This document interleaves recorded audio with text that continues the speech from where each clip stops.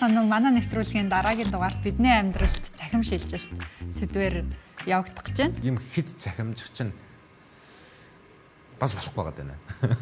Сайн нөгөө Tesla компани өөрсдийнхөө ингээ humanoid Optimus гэдэг нэртэй робот танилцуулсан. Удахгүй эрэгтэй хүнийг робот орлоно гэсэн.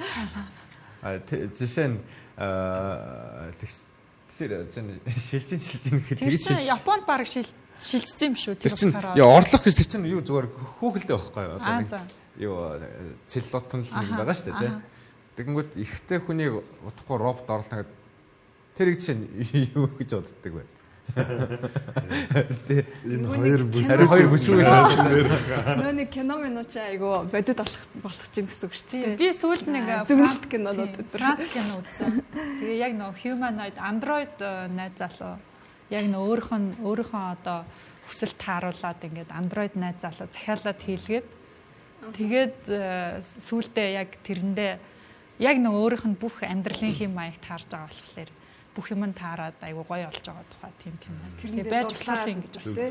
Тэгэхээр цахим шилжилт гэдэг маань өөрөө ирээдүйд бүр ингээд нарийнсаар аваад нөгөө personalized буюу яг тухайн тий миний гэдэг юм руугаа бүр орж ийн гэсэн үг байхгүй.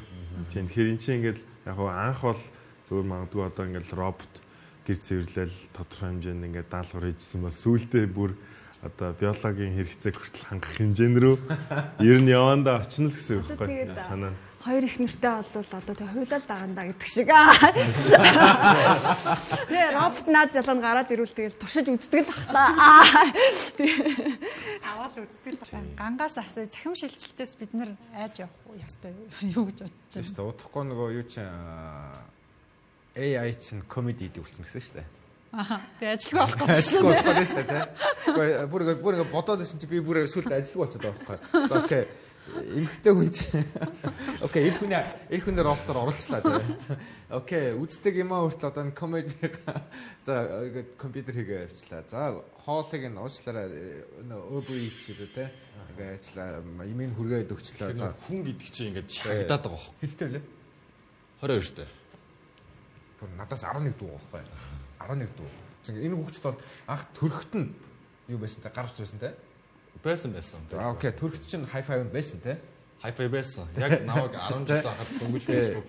Тэгээ чинь за мэндахыг дах төрөхт нь те за хоёулаа чинь баг жоохон ойрлцсан. Тэнгүүд хоёулын төрөхт чинь юу байсан юм? Юу ч байгаагүй шүү. Юу ч байгаагүй байхгүй те. Интернет чи хэдэн онд орж ирлээ 90 дугуй ингээл төрдөг. Дугуй төрдөг те. Одоо юу л гоё гэж те ингээд тэрийг одоо ингээд